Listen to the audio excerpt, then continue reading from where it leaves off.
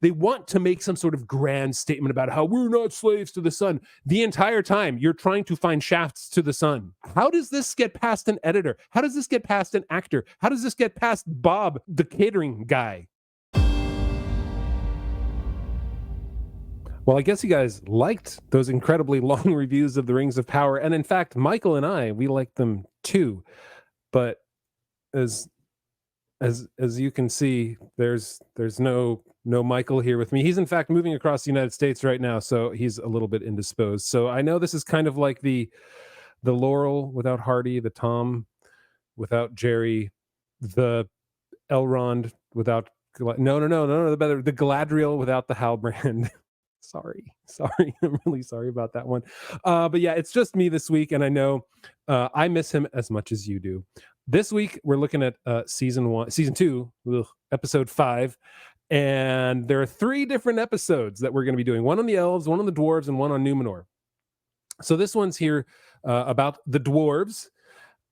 But before I jump into that, I just want to remind everybody, we do have a podcast, Exploring Tolkien, which right now is on this kind of little month of a hiatus because of the Rings of Power. We're going through The Hobbit right now. You can join us there at thewondering.com, or just go to Exploring Tolkien on any podcast app and you'll find that. We are publishing some of these episodes of the Rings of Power on there too. And you can become a member, which gives you access to the extended podcast, which will resume in its full force after the Rings of Power is out and we're back and Michael is settled, and all those things that interrupt life come in and go. But you can become a member, $4 a month. First month is free. You get the extended podcast, and you can join our Discord community, which is extended rather than there. So in the links below down there, you'll find a Discord link. That's for our freeloaders. We love you guys. But if you want to get access to all the other chat channels in Discord, you can go ahead and become a member at thewondering.com/member, or go to thewondering.com/Patreon and do that for $5 a month, because Patreon takes a whole heck of a lot more money than just the nice single membership set up on thewondering.com. So join us, do that there, and join the community that we have going on. Before I jump into this episode about the elves, I need to talk about the continuous problems that the Rings of Power has every week. That, again, this week was so in the forefront, was so clear, was so dumb. And that's that the whole episode is 2 people talking. The entire time, it's 2 people talking. Very little actually happens. It's sort of like you're reading a history book and they're just narrating it for you, except it's done through conversations. Durin and Arvi, Celebrimbor and Halbrand in particular in this episode, everything is just this conversation. Pharazôn and his son, at one point, I think we get the one action scene between Pharazôn's son and Elendil, but everything else is just these 2 people talking. Elendil and Miriel, right? They end up talking together too, and Durin and Disa. I mean, that's all it is. It's so little actual showing us what's happening. It's just telling us what's happening. And again, the show is named The Rings of Power. And we have not seen one ring actually crafted other than a little bit of molten gold flowing down a funnel and crafting and dropping, the magic mithril drop right into that. That's it. That's all it does. Oh, wait, no. Halbrand does do his little hard grip on the mithril to infuse it with power. But that's all the crafting there is. And we see the elven, our dearly named Elven Apprentice Union standing there with their leather jerkins, smocks, I'm not sure what to call that, whatever it is blacksmiths wear, but nobody's ever hammering anything, nobody's ever forging anything, nobody's ever actually doing artistry. It just kind of happens without any explanation, and that drives me bananas. I mean, Celebrimbor is supposed to be the greatest craftsman of the elves since Feanor. We don't see him craft anything anywhere in the entire show, anytime. It never happens. And this show is called The Rings of Power, and nobody knows how they're crafted. And even once Halbrand is there, he doesn't show them anything. He's just standing around going, oh, nicely done. Yeah, I'll do it myself. But what are you going to do? I don't know, squeeze the mithril a little harder? It's just so dumb. You know what they should have done? Okay, so Tolkien tells us that there were lesser rings crafted before the Rings of Power.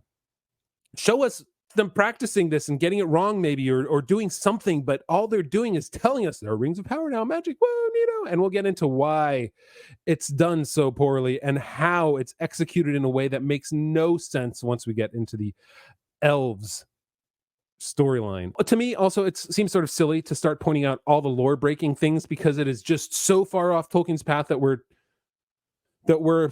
like closer to we're closer to where the wild things are than we are to Middle Earth. We're nowhere near anything in Middle Earth with how things are happening. I mean, the names are there, and they throw us some more names again because that's all they got, but they don't actually like make us feel like we're in Middle Earth, or create characters that we know and love from Tolkien's world. So breaking the lore, it's just par for the course. Enough what's it called? Enough prologue. Let's get into the meat of the story. Let's start with the dwarves. So the dwarves are now still in the midst of their delving. They're trying to, reclaim the sunlight in order to grow all their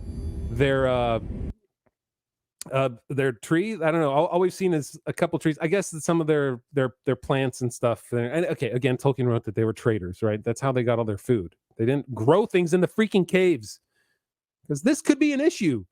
And then what we start here with the most perfectly formed ring pop ever. I get ring pops a lot, and ring pops, they crumble, and you hate it or they melt a little bit, like because somebody had them sitting on a shelf somewhere where it was warm, and the ring pop sort of all right because the sugar all melts. This is what that feels like. I mean, look at this dwarven ring. This is a blue raspberry ring pop. So it's the raspberry ring pop. Maybe we'll call it that. This is Durin's ring that they show us, the raspberry ring pop. But they again, like, okay, here, look, it's the rings. When did they make them? Like, who crafted them? Like, they just suddenly appeared because they told us it was that important that it just appeared. So Durin takes the ring, but Narvi tells Durin that all their delving is simply making the mountain more unstable. So what does Durin do? He has the ring, and now he doesn't need those ring singers anymore. He is going to take the axe, and he is going to, because of the ring's power. Okay, again, the ring's power. What power does this have? Well, it has the power to tell him where to delve. Okay, so let's think about this, because I can rub two brain cells together. Let's think about this. So if Sauron wanted the dwarves, so if he infused his evil into these rings, which he did in some way, according to Tolkien too, although in Tolkien, right, he actually couldn't subdue the dwarves because they were too strong of conscience, of fortitude, of they were made by Aule. Their strength is within, in a way, right? So he couldn't control them like he could the men. But if he had this power over the dwarves, would he give them the power to actually understand the mountain better? Wouldn't it be better for him to say, we're going to take these dwarves out of their caves because they have no more food. So let's just make sure that the rings force them out. That's the evil power I'm going to give them. We're going to give them the ability to not hear the mountain anymore, or actually maybe to strike the mountain where it will fall down around them. Why would he give it the power to actually make it hear the mountain better? We saw the little Halbrand squeeze at that one point was it the last episode or the episode before? That's when he gives it its power, I guess, or whatever he infuses into it, I guess. Why would the ring tell him where to dig? And so he digs, and he digs on the wall, he hits it, and time passes, and eventually nothing looks like it's changed, and he hits this shaft right there. That's the shaft.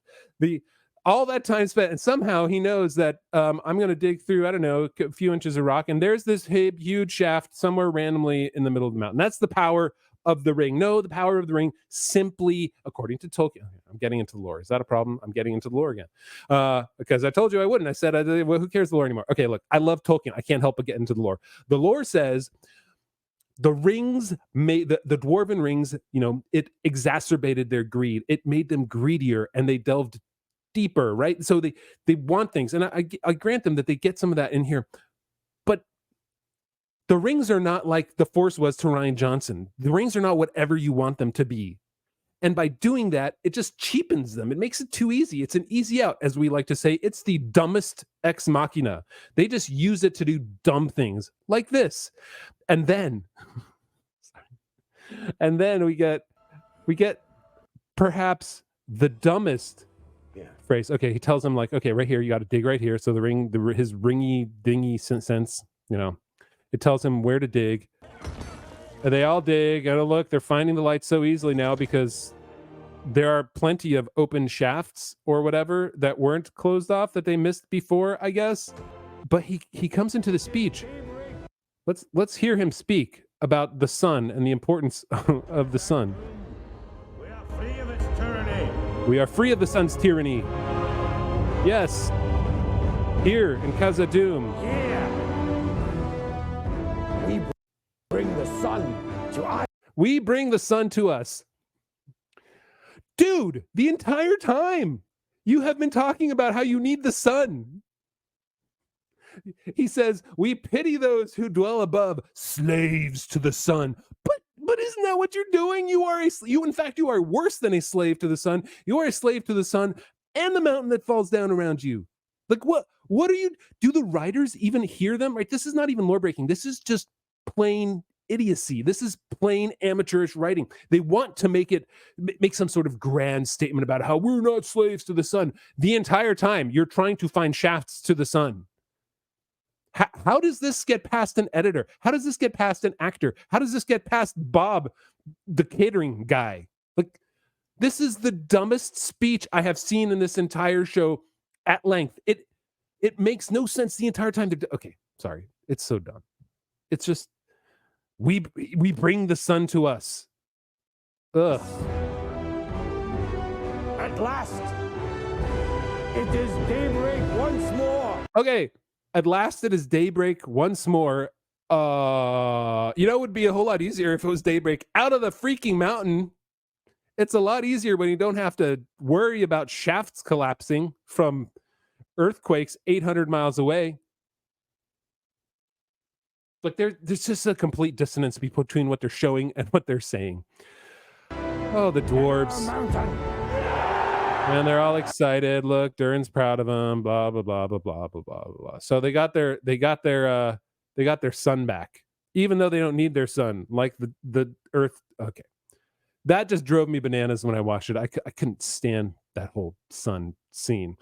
Okay, then we skip forward quite a bit. Remember, we've got the elves and we've got Numenor to deal with, but we're just going to go one storyline at a time here.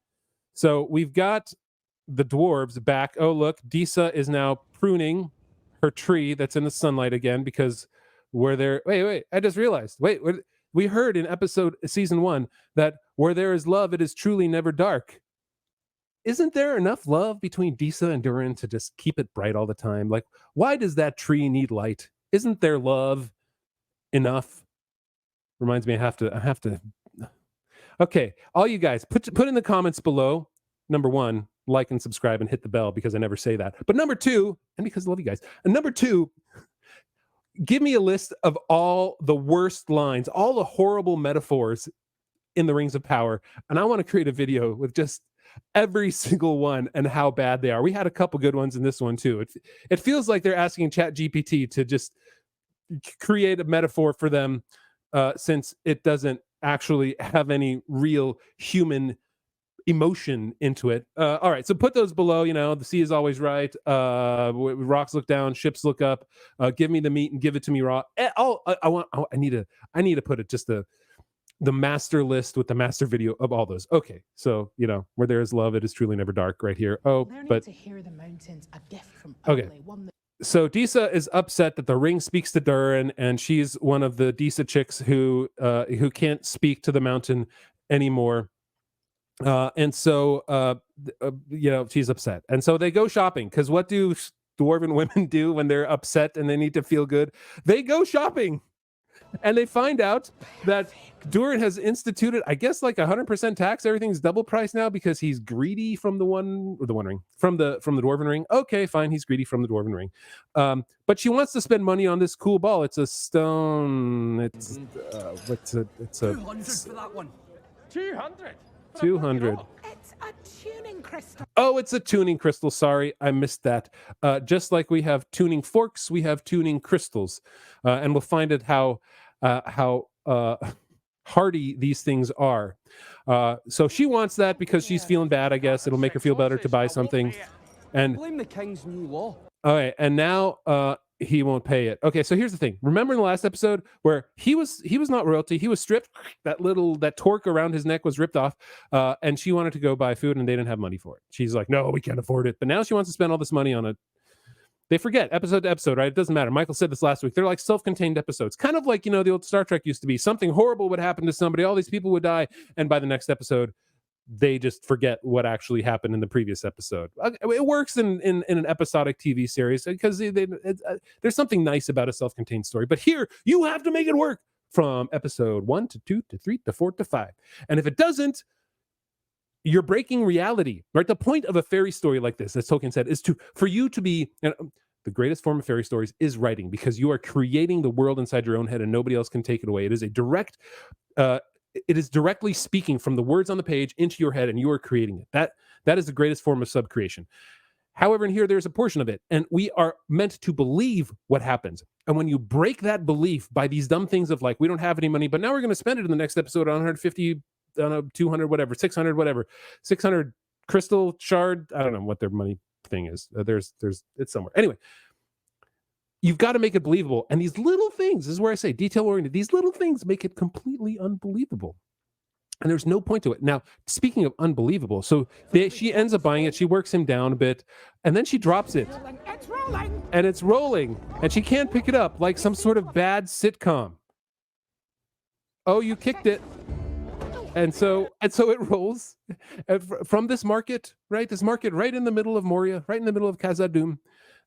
Where does it just happens to randomly roll down a dark cave, down a mountain into moments literally 20 seconds later, into a place she's never been to before. Where am I? Oh no. Okay. And so again, dumbest ex machina. In order to get her here, she just rolls into this cave. And of course, you've all guessed it.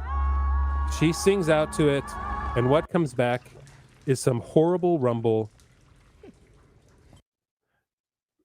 Can you guess? There it is. She's either really hungry, or it's the watcher in the cave water, or it could be the mud creature from Pelargir that we learned about last week. No, it's the watcher in the water. There's okay, we'll get back to the watcher in the water, because there's a quote I want to bring up that Durin makes. So then we get to Durin. Durin is now with the emissaries of the other 7 other dwarf lords, and he says that the rings have power over earth, the power over rock, power to shape the destinies of the dwarves forever. The rings are the ultimate savior of everything. I mean, he doesn't mince his words, right? The power over earth, over rock, and to shape the destinies of the dwarves forever.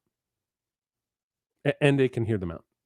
And it makes them greedy. When really, what the rings were to the dwarves were something shiny for a while, and over time, it just exacerbated their greediness. But here it exacerbates the greediness instantly, because he says, if these other dwarven lords want the rings, it comes with the price. And the price is, I think, 50%, all the gold, everything like that. Like he just wants to rip people off, essentially. He's become a leftist. Let's be honest. He's become tax the rich liberal. Sorry. That's the only thing I can think of. He's become a lefty who wants to take everybody's money, right? Gosh, Durin and Disa, all she wanted was a tuning crystal, and he wanted twice the price for it, because half of it was supposed to go to King Durin. So Narvi comes in, and Durin has misplaced the ring. Oh no, he's looking around for it. He can't find it. He's like, what are him? And this is a complete and obvious nod to Bilbo losing it in the Fellowship of the Ring, right? Because they can't think of anything new and different. They will only go back to exactly the same, he kind of has to, he's like, where is it? Oh my gosh, where is it? And then Narvi says to him, you said the ring was feeling heavy when he put it down. Because he's like, oh, it's right over there. You just put it right over there.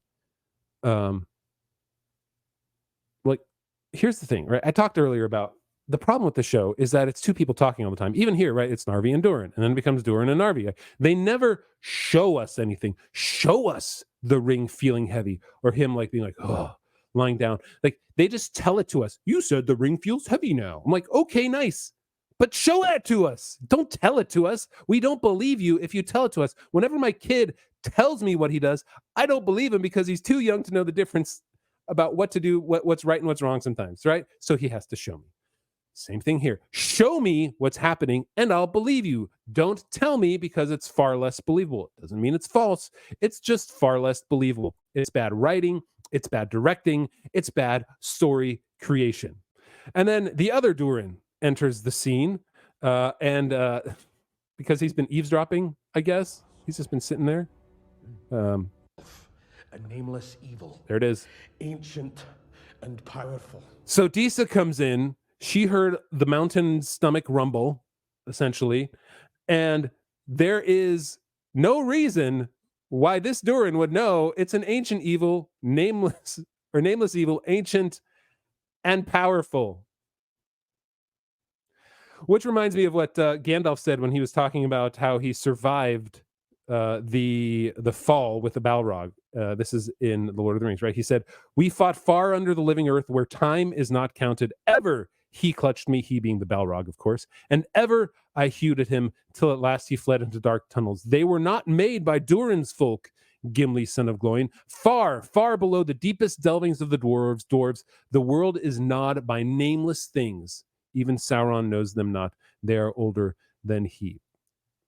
Durin the Younger didn't see it. Disa heard it rumbling, and that was it. And so he barges in and just says, "Oh yeah, a nameless evil, ancient and powerful." How does he know it's ancient? How does he know it's powerful? This is the thing. Again, they're telling us, they're not showing us. They tell us it's nameless, it's ancient, and it's powerful. And it's evil. How does he know it's evil? I mean, maybe it's that elf that fell originally with the Balrog and created the mithril. Maybe he's stuck down there still. Everything is told to us and nothing is shown to us. Okay. The ring now for Durin the Older, he just simply says, oh, it makes him see the mountain, not hear the mountain. So he's obviously, sight is better than hearing, apparently. And so now he's better than Disa. And the Disa chicks. the stone singers, the mountain minstrels, the hill harmonics. So let's move on to the last scene with the dwarves. The dwarves now, Durin comes in. He tells his father, "Don't use the ring. How dare you use it? It's going to be bad and evil." But Dad Durin instead reinstitute the Durin the Younger as a prince because he got the elves involved. So the king's whole idea of royalty, right? He's so corrupted now. This ring, in such a short amount of time, has corrupted him so that the decisions he made earlier, he can completely overlook because the ring is just simply telling him, no. I'm the most important thing. Durin, he did the right thing by giving you the ring. It's like all agency that this Durin had has now been subsumed by the ring. He is not capable of making good choices at all anymore. The idea that Tolkien had is that these worked deliberately and slowly into their minds to make them greedier. Sorry, I know I'm going back to lore again. And it's not like this instant I'm turning you over. There's not like, somebody fishing inside your head with little tendrils of evil making you worse. These things are supposed to be deliberate and slow, and yet they're instant. And I hate that. So then Disa says, "Oh no, you've got your royalty back. But promise me," Disa says to Durin the Younger, "promise me you'll never put on the ring." That's it. You'd think, okay, this Disa, remember, this Disa, she was the power hungry one in season 1. She's the one who wanted all the power, right? She's the neck that turns the head. Durin has that back now. Durin has his, royalty torque back around his neck. Shouldn't she be happy? Like, again, they don't remember anything that happened because apparently they don't want us to remember anything that happened either. So that's it. Disa is totally against the rings now, and all her other ambitions are totally gone. The dwarves with their raspberry blue. Let's get to it right here, guys. Here you go. There it is. Boom. That raspberry ring pop that we never saw being made, and that somehow instantly turns Durin into a ring slave to just, immediately he wants it. It becomes like the One Ring. It's shallow and it's dumb.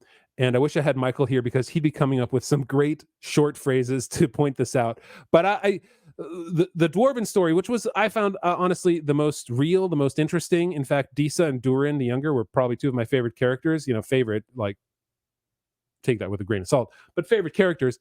And now they're just made into slaves to the rings, and it's shallow, it's trite, it doesn't, it's careless. I don't really care. I mean, by that I mean I don't care about it at all anymore. The dwarves' rings are these magical things that show them the mountain, that wake up the watcher in the water, that make him greedy, that gives him the ability to restore his son, because now he sees that the rings are the most important thing to him. Like, it's just it's a shallow way of creating tension with the dwarves instead of making this thing. And so Durin the Younger, as we'll see in the next episode when we talk about the elves, Durin the Younger is the only one apparently who can see this, and his father, who has been king for at least hundreds of years at this point, can't see anything. He's so swallowed up by his greed, when earlier in the last season he was the one not swallowed up by the greed for Mithril. That was Durin the Younger. I'm so over this. How do people actually like this show, guys? Like, where is the desire to see this thing to its conclusion? It's done so poorly, so inexpertly. The music, all right, the music is great. I love Bear McCreary. I'm not going to fault him for that. If they paid me what they were paying him to write some great music, I'll give that to him.